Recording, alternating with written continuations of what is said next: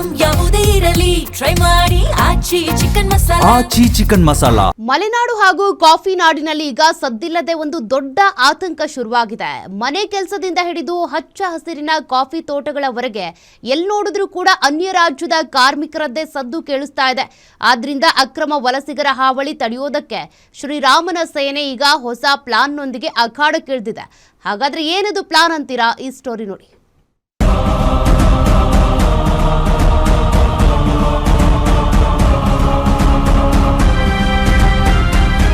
ಸಾಲು ಸಾಲು ಕಾಫಿ ತೋಟಗಳು, ಕಣ್ಣು ಹಾಯಿಸಿದಷ್ಟು ಹಸಿರಿನ ರಾಶಿ.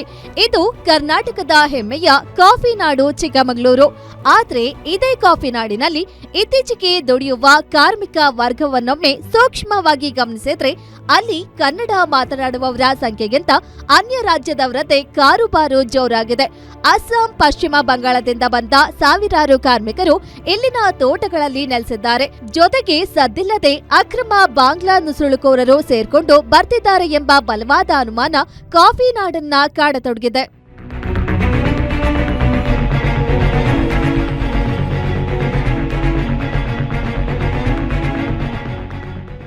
ಯಾವಾಗ ವಲಸೆ ಕಾರ್ಮಿಕರ ಸೋಗಿನಲ್ಲಿ ಅಕ್ರಮ ನುಸುಳುಕೋರರು ಹೆಜ್ಜೆ ಇಡ್ತಿರುವ ಆತಂಕ ಶುರುವಾಯಿತು, ಇತ್ತ ಖಾಕಿ ಪಡೆ ಕೂಡ ಹೈ ಅಲರ್ಟ್ ಆಗಿದೆ. ಅನುಮಾನಾಸ್ಪದ ವ್ಯಕ್ತಿಗಳ ದಾಖಲೆಗಳ ಪರಿಶೀಲನೆಗೆ ಮುಂದಾಗಿದೆ. ಮತ್ತೊಂದೆಡೆ ಈ ಆತಂಕಕಾರಿ ಬೆಳವಣಿಗೆಗೆ ಬ್ರೇಕ್ ಹಾಕಲು ಶ್ರೀರಾಮ ಸೇನೆ ಈಗ ಹೊಸದೊಂದು ಜಾಗೃತಿ ಅಭಿಯಾನಕ್ಕೆ ನಾಂದಿ ಹಾಡಿದೆ. ಅನ್ಯ ರಾಜ್ಯದ ಕಾರ್ಮಿಕರ ಬದಲಿಗೆ ನಮ್ಮ ಹೆಮ್ಮೆಯ ಕರ್ನಾಟಕದ ಸ್ಥಳೀಯ ಬಡ ಕಾರ್ಮಿಕರಿಗೆ ಕಾಫಿ ತೋಟಗಳಲ್ಲಿ ಹೆಚ್ಚಿನ ಉದ್ಯೋಗಾವಕಾಶ ನೀಡಬೇಕು ಎಂದು ಶ್ರೀರಾಮ ಸೇನೆ ಆಗ್ರಹಿಸಿದೆ. ಅವರ ಕೆಲಸ ಮಾಡಬೇಕು ಅನ್ನೋಕ್ಕಿಂತ ಹೆಚ್ಚು ಇಲ್ಲಿ ಪ್ರಾಬಲ್ಯವನ್ನು ಬೆಳೆಸಬೇಕು, ಇಸ್ಲಾಮಿನ ಪ್ರಾಬಲ್ಯವನ್ನು ಬೆಳೆಸಬೇಕು ಅನ್ನುವಂಥದ್ದೇ ಇದೆ. ಇದು ನಮ್ಮ ಹಿಂದೂ ಸಮಾಜಕ್ಕೆ, ನಮ್ಮ ಎಸ್ಟೇಟ್ ಮಾಲೀಕರಿಗೆ ಅರ್ಥ ಆಗ್ತಾ ಇಲ್ಲ. ನಮ್ಮ ಕಟ್ಟಡ ಈ ಬಿಲ್ಡರ್ಸ್ಗಳಿಗಾಗಲಿ ಹೋಟೆಲ್ ಓನರ್ಸ್ಗಳಿಗಾಗಲಿ ಇವರಿಗೆ ಅರ್ಥ ಆಗ್ತಾ ಇಲ್ಲ. ಹಾಗಾಗಿ ನಾನು ಹೇಳೋದು, ಇದನ್ನು ತಡೆ ಒಡ್ಡಲೇಬೇಕು.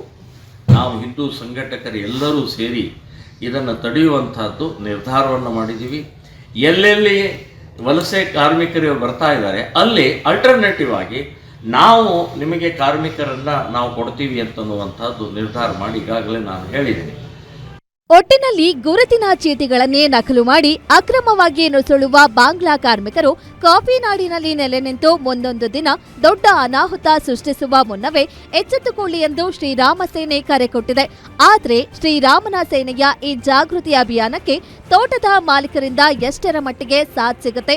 ಅಕ್ರಮ ವಲಸೆಯ ಜಾಲವನ್ನ ಭೇದಿಸಲು ಜಿಲ್ಲಾಡಳಿತ ಮತ್ತು ಪೊಲೀಸ್ ಅಧಿಕಾರಿಗಳು ಯಾವ ರೀತಿಯ ಕಠಿಣ ಕ್ರಮ ಕೈಗೊಳ್ತಾರೆ ಎಂಬುದನ್ನ ಕಾದು ನೋಡಬೇಕಿದೆ. ಭಾರತ್ ಬೆಟ್ಟದ ಮನೆ, ಗ್ಯಾರಂಟಿ ನ್ಯೂಸ್, ಚಿಕ್ಕಮಗಳೂರು.